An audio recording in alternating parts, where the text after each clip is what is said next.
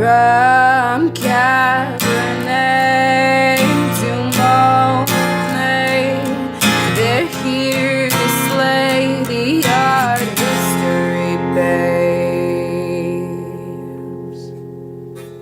Welcome to the podcast. I'm Corey. I'm Natalie. And I'm Jen, and we are the Art History Babes. Today, we're talking about our girl, Yoko Ono. Oh, Yoko. We just love her. We love her so much. Most of you probably know her as the chick who, quote unquote, broke up the Beatles. Boo. Which is not the case. She's way more fascinating and way more complex and way more amazing than all that. And we're here to Tell you about her and her life that she did have before she met John Lennon. A very, fulfilling and interesting and crazy life. Mm-hmm. That just got more crazy thanks to your boy Lennon. But yeah, so before we dive headfirst into that, anything new? I just got back from a trip up north again, but before that, I was in Southern California, and I had a chance to stop by LACMA for the first time. Hey! Yeah, which was really fun. And I saw a Robert Mapplethorpe exhibit, which was really great. I saw Agnes Martin, who is a phenomenal abstract expressionist, minimalist artist. Yeah, and they have a great collection there, so glad I got to finally see it. Corey was there not that long ago, and she got to see something I didn't. I feel like you and I had two totally different LACMA experiences. Yeah, I'm sure. You saw the stuff some of the stuff I wanted to see and did get a chance to see, and vice versa. And then neither of us got to see the Rain Room. Oh, the Rain Room. It's sold out for ever and ever. I know. For all of eternity. Yeah. I want to go so bad. So guys, the Rain Room is, you walk through this room where it's kind of like just a downpour everywhere, and there's motion sensors, so wherever a person steps, it stops raining in that spot. And so it's one person at a time. It sounds really, really fucking cool, and I'm really sad. And when Prince died, they turned it purple. Oh my god. I know. How cool is that? That's so the coolest thing LACMA killing I've it. ever heard. I know, right? Literally And ever. the timing, to have that open. I know. Wow. That's pretty badass. Oh, well, keep up the great work, LACMA. We should all hit up LACMA when we're in LA for the podcast festival. Oh, folks. Podcast festival. We're going to a podcast festival, and we're pretty much just going to learn how to Do this. because we know some things. We're learning every day. So, Learning all the things. you guys that listen, you're just the best. And we really love you, and keep listening. I think it's just going to get better. And yeah, we're going to go learn. Also, just a heads up, we are diving into the world of YouTube videos. Oh. So, you can get all of our podcasts on YouTube, just if you want to listen to them with some images. But also, I think tomorrow, Nat and I are gonna actually record ourselves, talking about art on a video. See our faces. You can see our faces. We're going to talk about modernism. So yeah, be on the lookout for that as well. Follow us on YouTube. So, Yoko Ono. Here we go. We're doing this.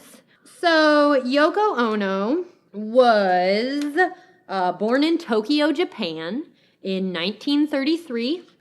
She kind of went back and forth between Japan and the United States because her father, I believe, was a businessman. Her dad was a banker, and so when World War II broke out, his first sort of order of business was, I gotta get my family the hell out of here. Mm-hmm. So there was a lot of going back and forth, a lot of trying to resituate the family, first in San Francisco, then in New York, and then they ended up coming back.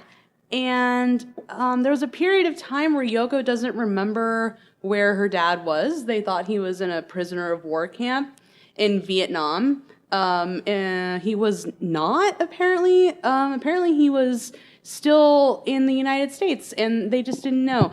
So yeah, and then there was a period of time where Yoko Ono came from a family that was well off. Mm-hmm. very Like- well off. Japanese aristocrats. Yes, Yeah. yeah. Not royalty, but pretty much like Yeah. very, very well off family.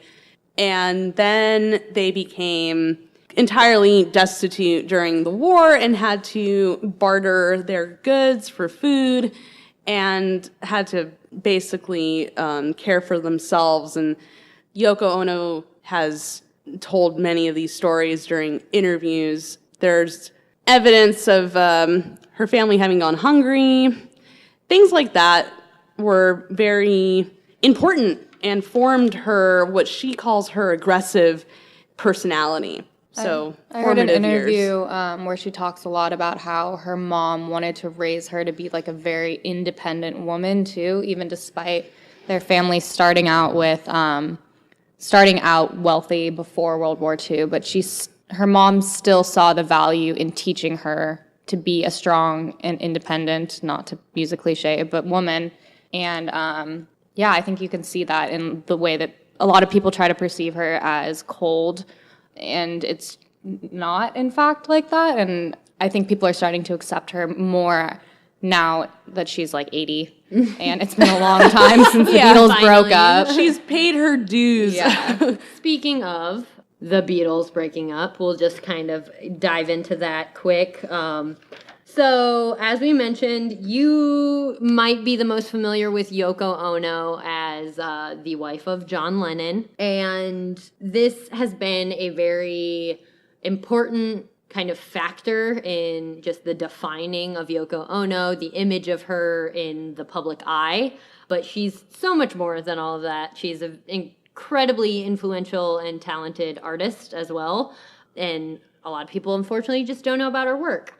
So Yoko Ono and John Lennon, a little bit of just history on their relationship. They met November 9th, 1966 at the Indica Gallery in London at one of Yoko Ono's shows. And there's a kind of a few versions of the story when they first met.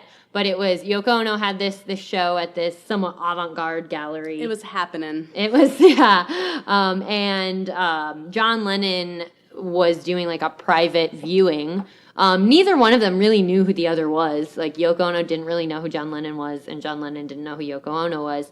But he was doing a private viewing like right before it opened. And a lot of Yoko's work is incredibly conceptual.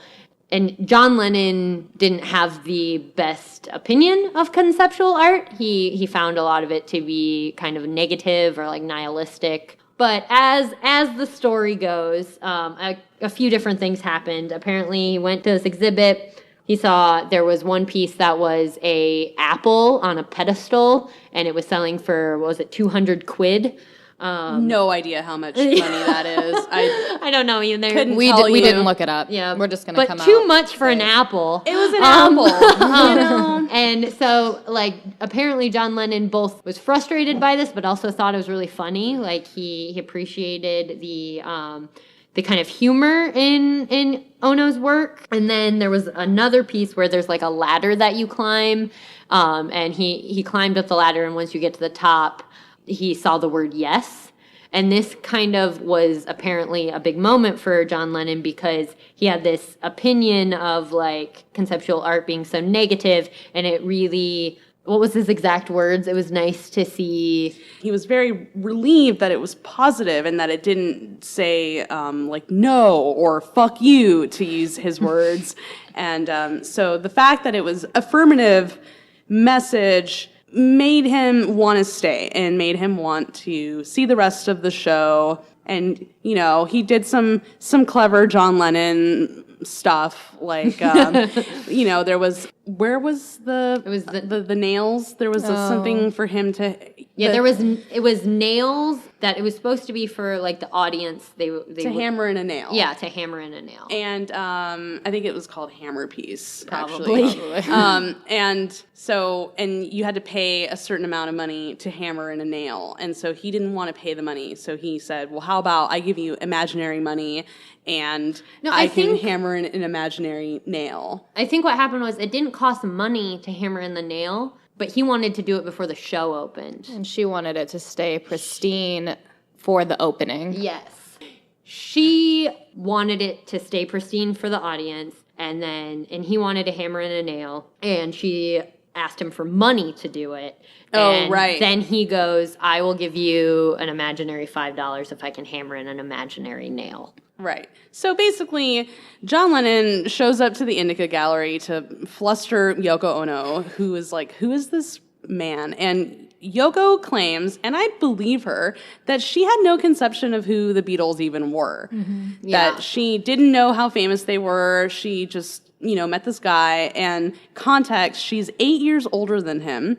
She has been running in avant-garde circles since the 1950s. And is very well known within them. And here's this rock star who she doesn't really care very much about in her gallery. And it really just, they both kind of caught each other by surprise, it sounds like. And all of these little anecdotes are so ridiculously like avant-garde. It's silly, but right.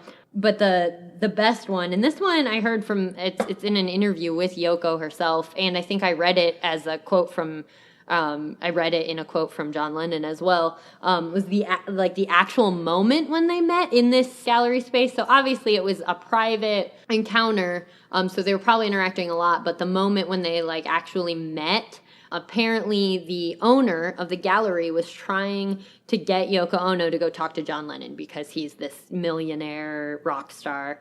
And so Yoko Ono goes up to John Lennon and she hands him a card and it just says breathe on it. And apparently he looked at it and then he looked at her and then he just took this big like panting breath. And that was their first interaction, which is like ridiculous, but romantic, but perfect, like all in. It would be unrealistic for any other couple. Yeah, but it works. But you for believe them. it. Well, for them. Yeah. And then what happened then? So then what happened was that, so this is what happened. I was one of those kids who was like way obsessed with the Beatles when I was in like middle school, so I just like learned everything about them, and now I have all this knowledge. For some reason, I knew this day would come. For this moment. I knew this day would come. Well, okay, so both John Lennon and Yoko Ono were married, and they were both in very unhappy marriages, and John Lennon was actually kind of an asshole. Like, he was a abusive husband and didn't treat his wife very well, and Yoko Ono was married to one Tony Cox, who abducted their daughter and moved to New Zealand, and just Yoko spent years and years and years trying to reconnect with her daughter and locate her, and so that's all happening in the background. And they meet each other, and then they just, it's like a 2-year thing where they start just getting to know each other, and wouldn't you know it, John Lennon's really interested in this super eccentric, different type of woman, not the kind of woman that a Beatle would be meeting very often.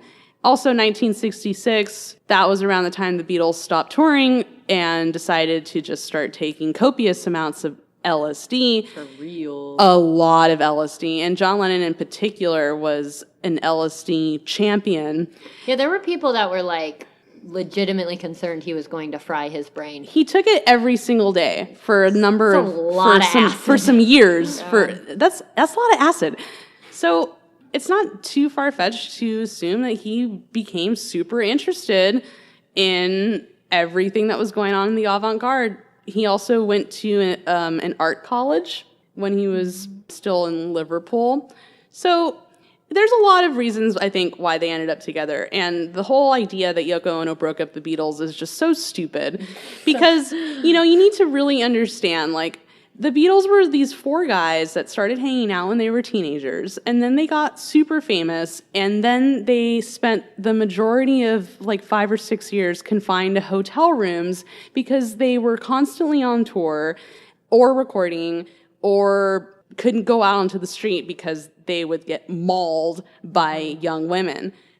So I think that the Beatles were sick and tired of each other. For real. Yeah. And after 10 years of being stuck with these other people who, you know what, even if you're with your best friend and you love your best friend and you're in the same room with them for 10 years, you're not gonna want to see them. Like, you're just gonna get so sick of them. Yeah, I mean, just that that level of just being together all the time is just not sustainable. Like, it was never sustainable. The Beatles grew up. And they broke up themselves. Exactly. Yeah. So the idea that Yoko Ono broke up the Beatles is just stupid. So stop saying it. Stop. For real. Just stop it. If you keep saying that after this podcast, then don't ever talk to me again, because don't ever talk to me or my son ever again. Because that is just asinine, and I refuse to hear it again. So it's done, and that's it. We said it right now. Okay, we said it right now. Okay, and now. Anyways, last little bit on John Lennon and Yoko Ono. They did a very important performance piece together, which they did a series of bed-ins, also referred to as bed piece. Peace spelled Peace, in 1969, and it was technically, the first one was technically their honeymoon. It was right after they got married. Was that the one in Toronto? No, that was Amsterdam. Oh, yeah. right. So they did two-week-long bed-ins for peace as a protest against the Vietnam War. There was one, the first one was at the Hilton in Amsterdam, and then there was one that they did in Montreal. You can watch the film.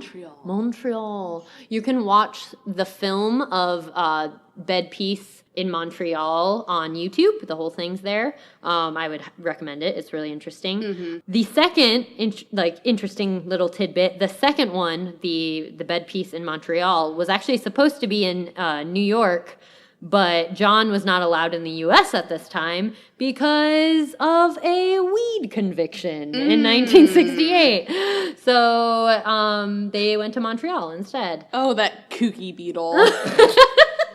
That kooky Beatle and his marijuana. With his wacky tobacco.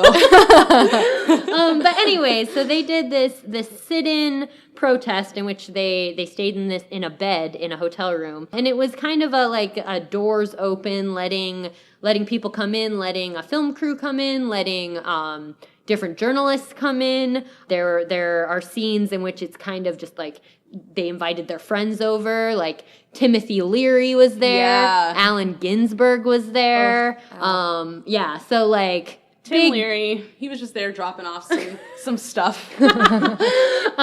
It was a fun group of people. They made art in bed. They recorded "Give Peace a Chance." Yes, in bed. Yes, they recorded music. When they had other people over, they would just kind of do, essentially your stereotypical like hippie hangout vibes, like playing music, sending out good vibes, sending out love. And it was all in protest of the war. And first of all, the fact that Yoko is a musician in her own right, that people probably don't know that. Oh yeah, did we mention that? I don't think we mentioned. I don't think we mentioned all of her many titles. Yeah, Yoko Ono was she's a Renaissance woman. Well, she's a classically trained pianist. Her father was a concert pianist, and she was trained in classical piano from the age of 4 and studied at one of the most prestigious schools in Japan alongside Prince Akihata or something. I'm sorry. The prince, okay? Not to be confused with Prince. It was the Prince of Japan. I don't have the name. I'm sorry. So she was very talented. I would also like to point out that the bed-ins for peace were basically they were treated as these sort of like big publicity stunts. Yeah. And but it's important to note that these were still conceptual pieces that they did. It wasn't just a publicity stunt, but they both were aware of how they were being perceived in the public eye. And I think that when you are in the public eye as a celebrity, you should use your celebrity for whatever. And what better than peace? And they took control of the media hounding them because it was going to happen either way. So they decided to harness it and use it for a greater good. definitely. Rather than just letting it be about their lives, they turned it into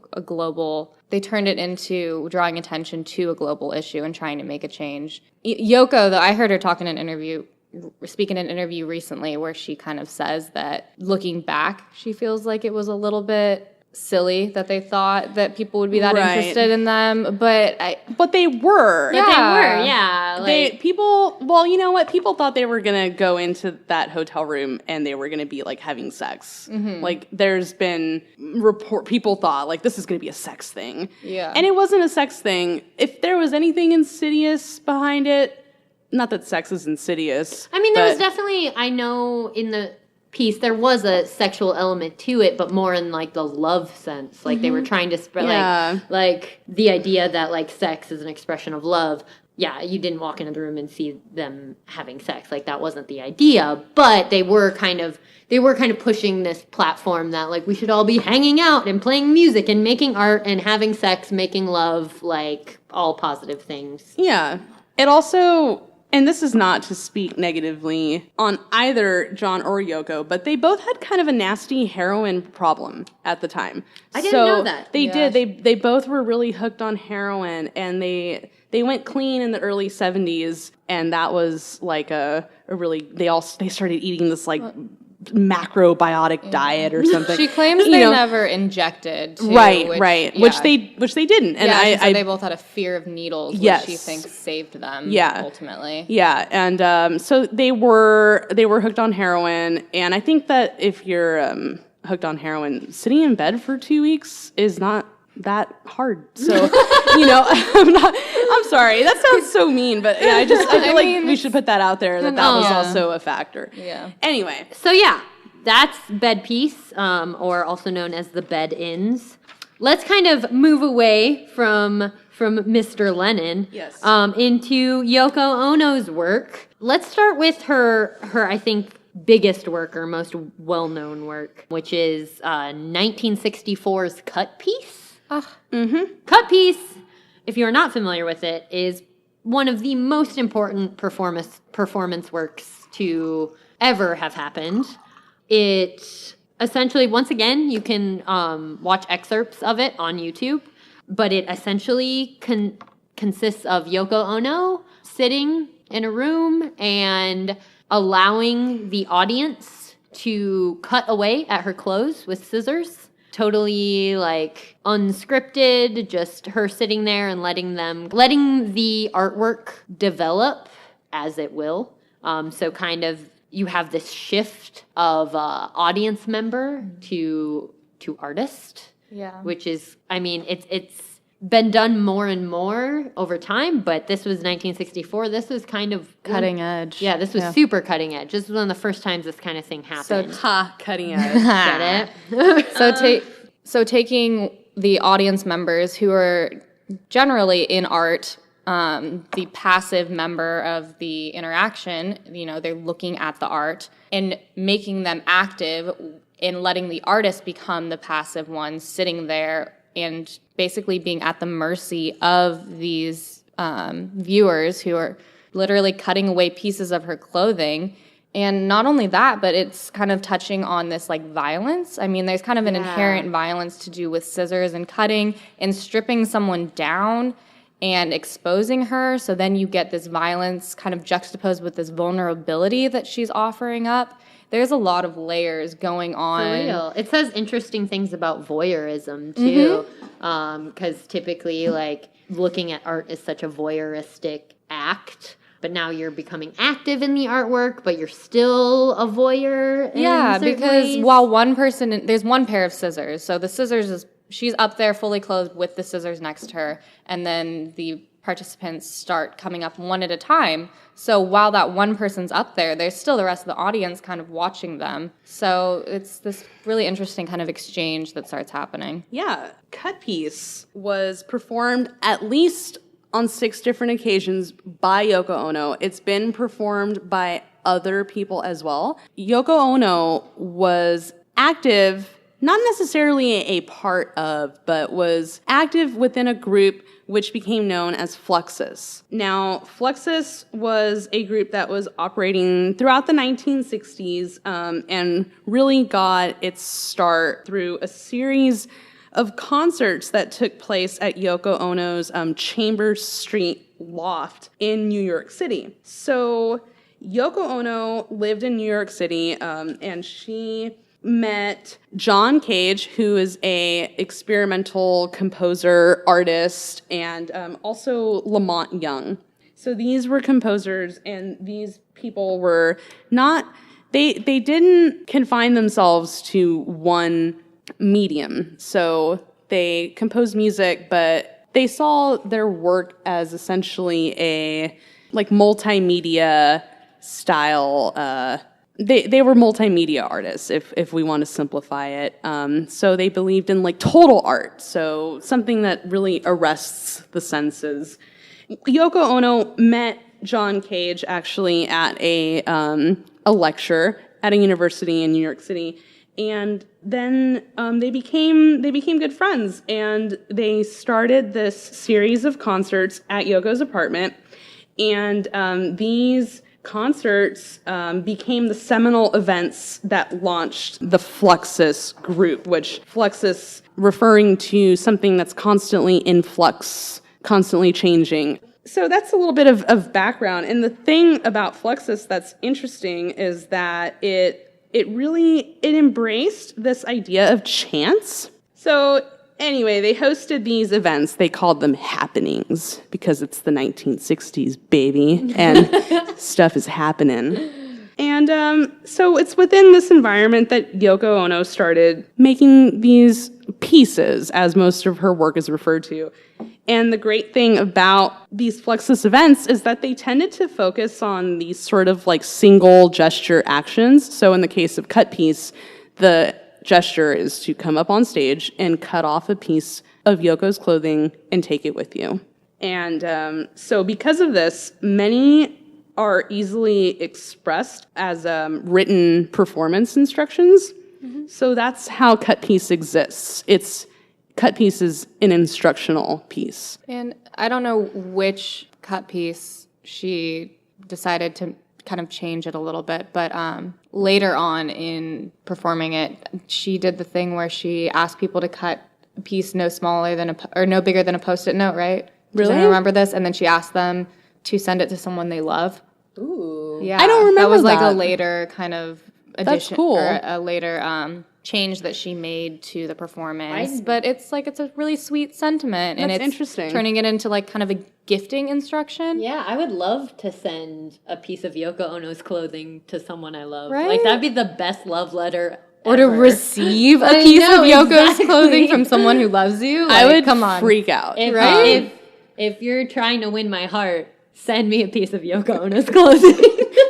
Well, and that's great because it really that touches on something that I read. So Yoko really considered this piece to be like a sacrifice, like a gift that she was giving to the audience. That's how she thinks of this work. Well, it definitely is. Like, allowing, I mean, for any human to allow people to, I don't know, it's kind of, it's a penetrating act in, like, a lot of ways. And to allow, like, other human beings to kind of penetrate into your space like that and to act in that way, I feel like that's a gift to give to someone. Yeah, and when she would go on stage, she would wear like her best outfit. Like she would go up there dressed to the nines, and she would sit in a traditional like Japanese woman's seated position. Yeah, I think it's like a yoga position of some sort. It's called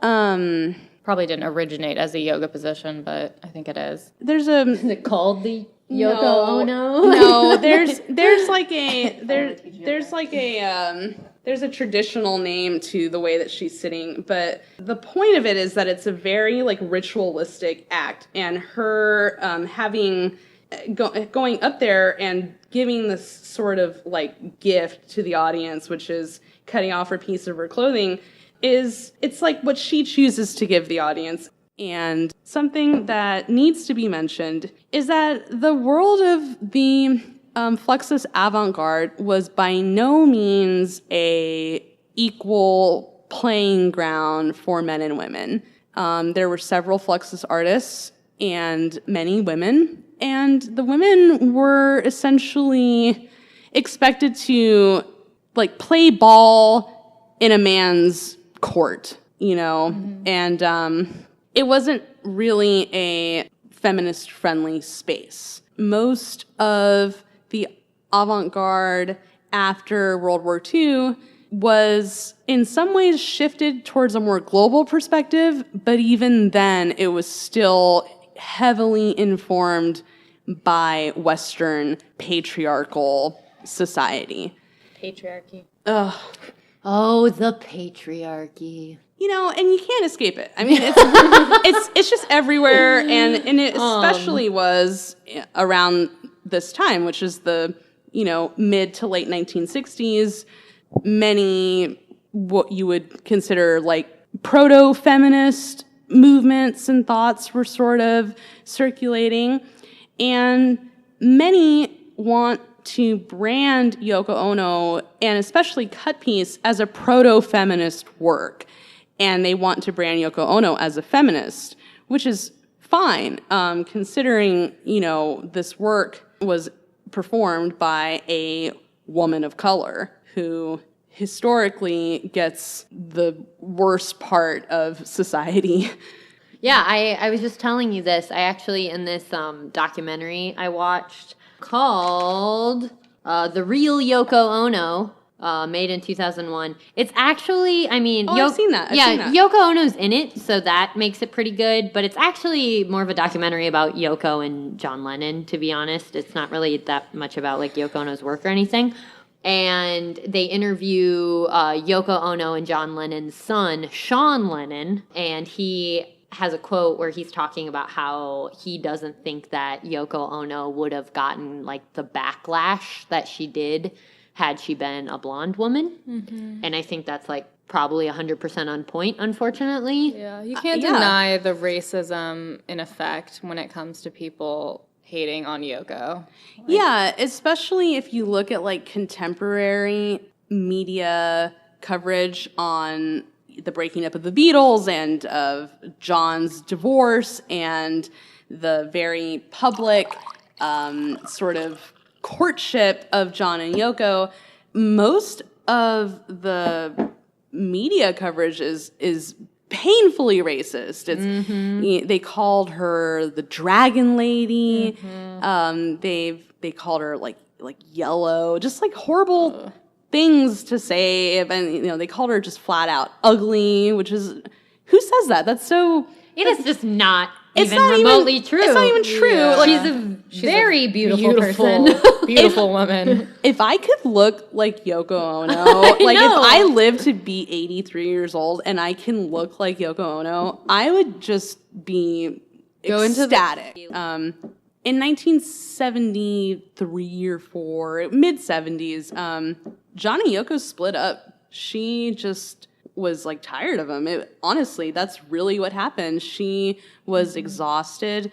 The whole media, constant barrage of media coverage and paparazzi and their anti-war movement and concerts.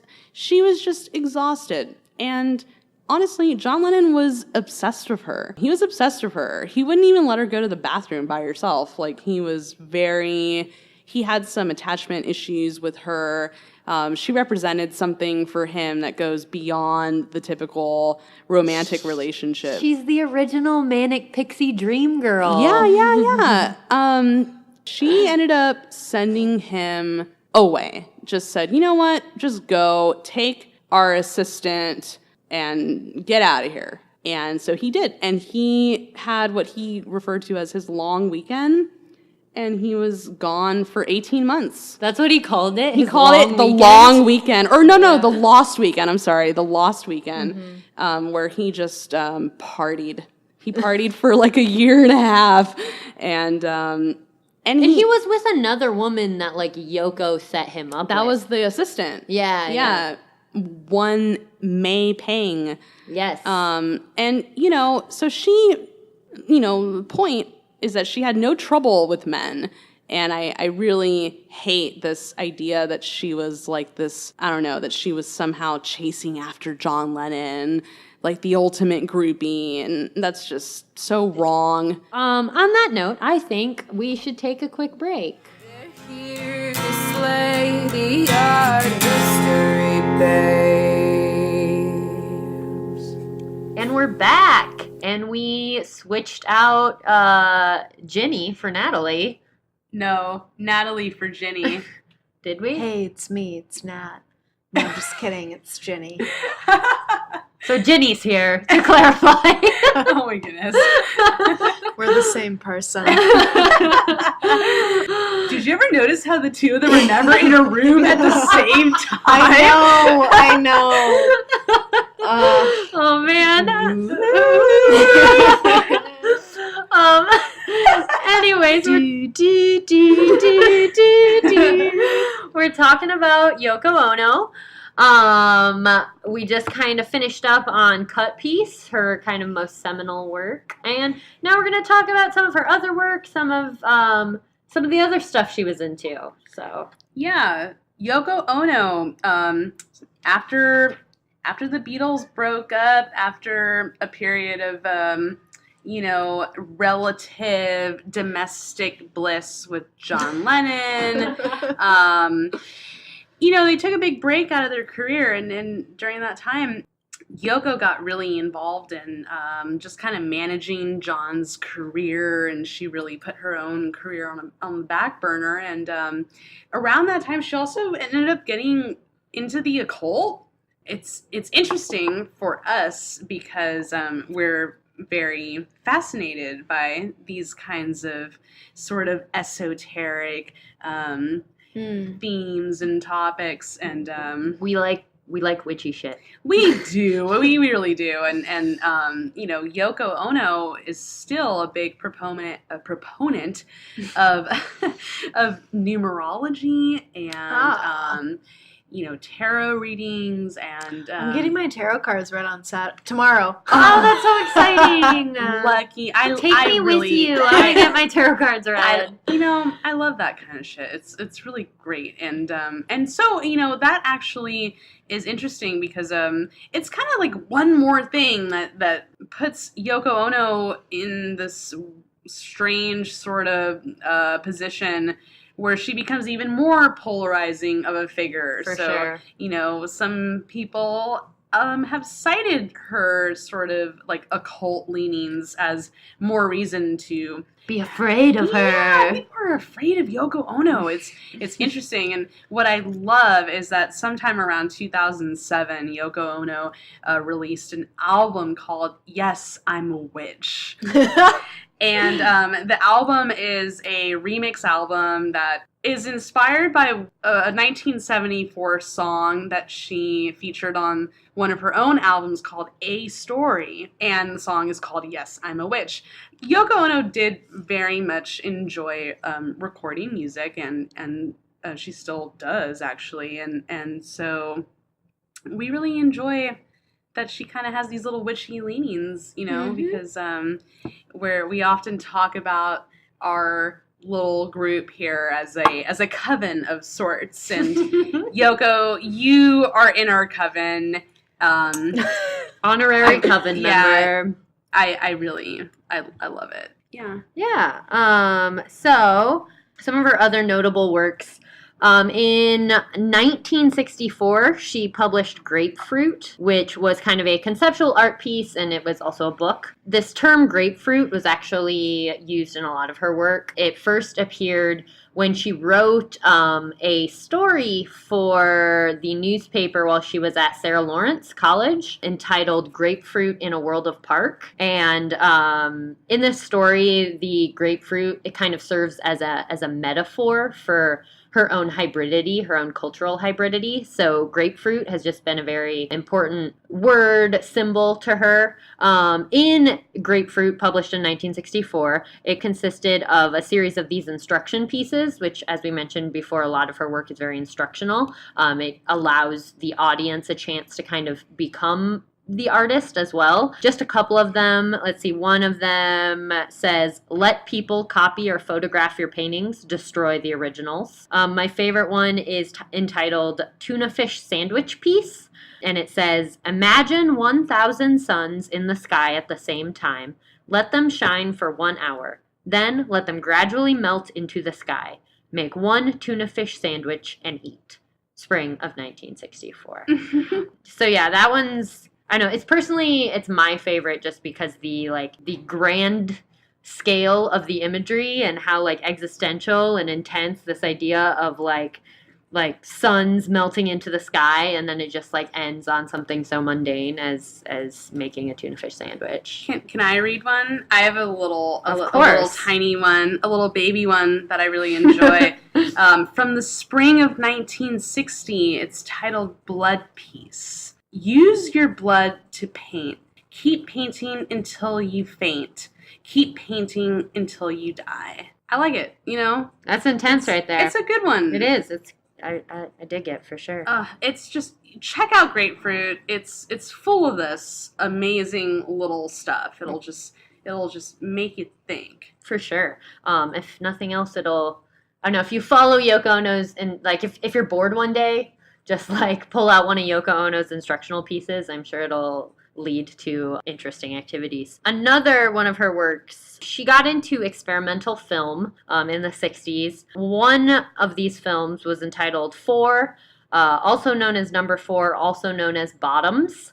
And it is essentially just a video of a series of butts walking on a treadmill, like close-ups of different people's butts as they walk on this treadmill. And you said you saw that, didn't you? Yeah, I saw that at the MoMA in New York City last year. So they had an entire show dedicated to Yoko Ono. It was Yoko Ono, a one-woman show. And so there was a corner of the gallery consisted of just a big blank wall where a projector was running, and it was just literally it was bottoms, and they were walking on a treadmill, and God damn, it was just fascinating. It's kind of meditative. You just stare. It was it was very interesting, and I really enjoyed this sort of like meditating on like the mechanics of the human body. Yeah, for real. So Yoko Ono has worked on these wish trees that started in kind of the late 80s, early 90s, and it's been an ongoing project ever since. They have gone up all around the world. It's essentially you write wishes on cards and tie them to trees. The exact instructions written by Yoko Ono are: make a wish, write it down on a piece of paper, fold it and tie it around a branch of a wish tree. Ask your friends to do the same. Keep wishing until the branches are covered with wishes. Which is just lovely. That is lovely. And I think we were talking to Natalie about this, but there's supposedly this is taken from like a practice from Japanese like Buddhist temples, where you go there and you meditate on your sort of like hopes and dreams, and you leave a little written wish on this wherever on the temple. I'm not sure what they use. It could be a tree, it could be like a bell that they ring, but it's interesting because I feel like a lot of what Yoko ends up doing sort of draws from these like Zen Buddhist principles. Definitely. Yeah. Those are just a few of her really important work. Shifting into more of Yoko Ono in the contemporary world. I mentioned this before, but there is this t-shirt that Zara made that was a Yoko Ono quote. And I think it was a couple years ago, and it was like super expensive because it's Zara.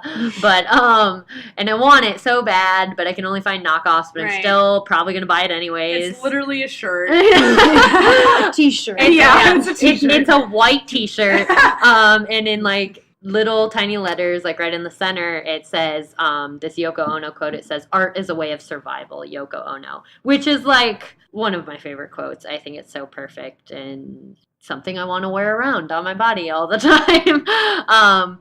She also has her Twitter. Her Twitter is fire. Her Twitter is so great. Her Twitter handle is at Yoko Ono. If you follow us on Twitter, I retweet her all the time. They're just like, she just like tweets out these really inspirational, wonderful tweets, like fairly regularly. I pulled a couple of them out. Let's see, one of them: "You don't have to take care of other people's feelings. Just know your feelings, though that too is not easy." And it's just like, how so wise. So true. So true, yeah. So wise, so true. And then another one: "Become an oasis, rejuvenate and revitalize, heal the world." I would love to be an oasis. Right? You are an oasis. You're Stop it. my oasis. Like the band? No. That's Anyway, here's Wonderwall. Don't look back in anger. I heard you say. Oh my god. Anyway. Ginny, do you want to talk about her most recent work? Yeah. So Yoko Ono, still very active, and after the shootings in Dallas, obviously tensions have been high in the United States. And the Dallas Museum of Art, the senior curator of contemporary art, asked Yoko Ono if she would make some kind of piece to kind of promote this sense of peace and hope after everything that happened in Dallas a few weeks back. And so she agreed, and what she made is kind of this large banner. It's a white backdrop and black text, and it says, "Imagine peace forever," and says it on the opposite end in Spanish. So this comes from John Lennon's song Imagine, and then she just adds on Imagine peace forever. And this is her most recent work as of a few weeks ago. And if you are in Dallas, you should check it out because it looks pretty incredible. And yeah, that's the most recent Yoko update. Yeah. So I think that kind of wraps things up on our episode about the great Yoko Ono. We're gonna end our episode with some listener mail. All right, what do we got, Ginny? Okay, so this comes from Claire, Art History Babes. I only stumbled upon the podcast a couple of days ago, but I am now a huge fan. I just graduated with a double major in art history and Italian, and I'm headed to grad school this fall.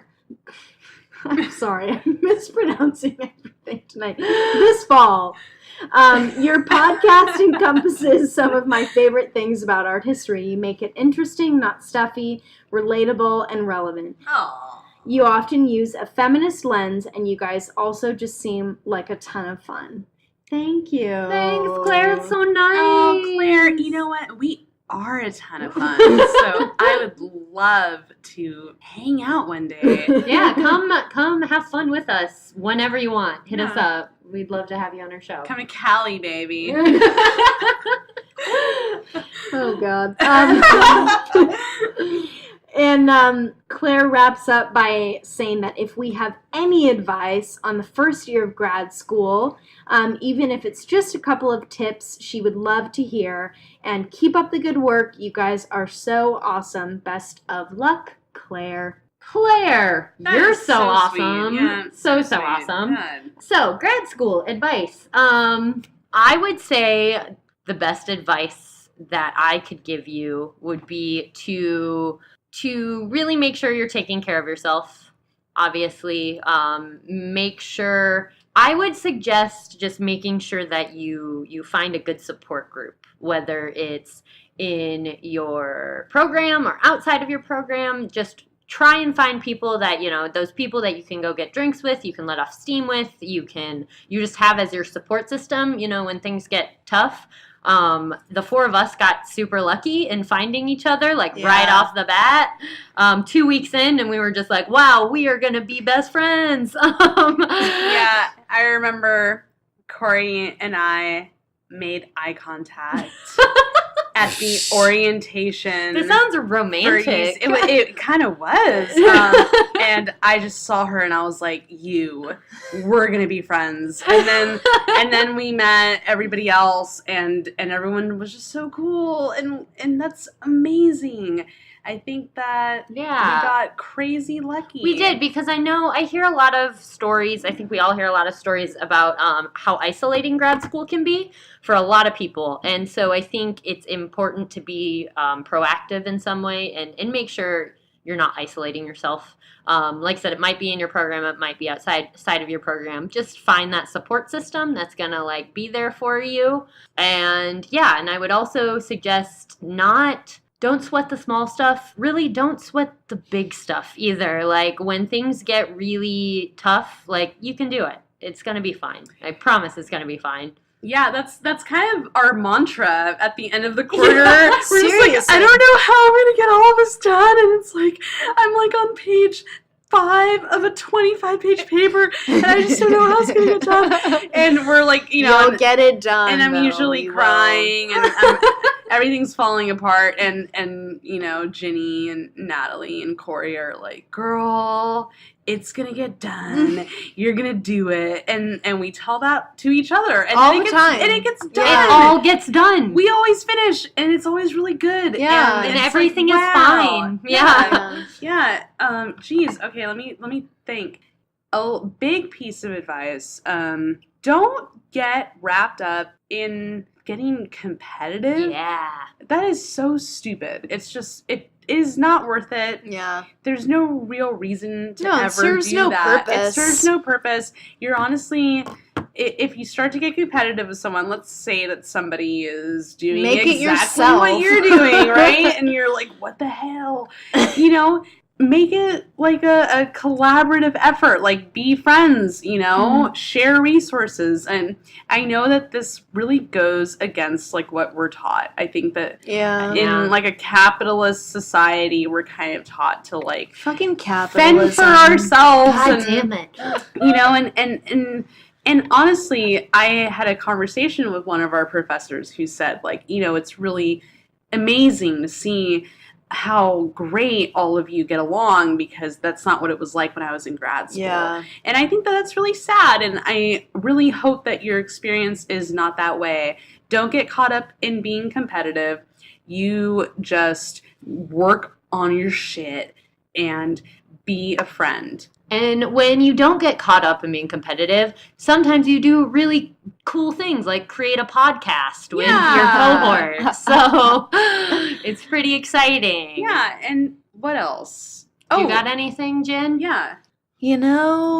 Just do your best and don't sweat the rest. Just honestly do what you can do and maintain your health, both physical and mental, and make sure that you make time for having fun and doing things that are kind of removed from the world of academia, because I think it's good to kind of maintain that balance. And basically just do what you gotta do, get that degree, and move on to the next thing, pretty much. Yeah, make a lot of important contacts. Meet your professors, pick their brains. That's what they're there for, honestly. Also, just going in, I don't know where you're going to school, but going into an art history program, one thing that's been really cool for us is we clicked with the art MFAs. So try and get in there. Oh my God, they're so fun. Just try and get in there and meet the artists that are at your school. That's a really just cool connection to make. Not only are they great, interesting people, but we get to a ideas off of each other. It's just Totally. a great and they camaraderie. know how to party. They think we're bookish nerds. Little did they know. But yeah, so you know what, Claire, you're going to learn about so much of this shit when you get to grad school. And the best thing you can do is just show up there with an open mind and just do your best and don't act weird and get competitive and just make a lot of friends. And you know, it's going to be great. And congratulations for getting into grad school. That's amazing. And it's a huge accomplishment. And you should feel very proud and you should feel very excited. Yeah. Definitely. You're going to do great. So yeah, thanks, Claire. You're awesome. Thank you all for listening so much. Wait, You're all awesome. Can I say something? Can I say something? Sure. You know, the only reason why I'm saying this is because I've noticed that there were some haters. There were some haters on the Facebook page. And I know, I'm not going to say anything rude. No, I'm not going to say anything rude, I promise. I just want to say that you know, bringing it back to the main lady of the night, which is our awesome, wonderful babe, Yoko Ono, I noticed some comments on the Facebook, and there were some people who had some negative things to say about Yoko and had some negative things to say about her art and her music, and you know, we're all entitled to our opinions. I think it would be wonderful to leave things off on this note. We are not here to change your mind, okay? So if you have already made up your mind about an artist, if you've already made up your mind about Yoko Ono, then, you know, okay. Congratulations.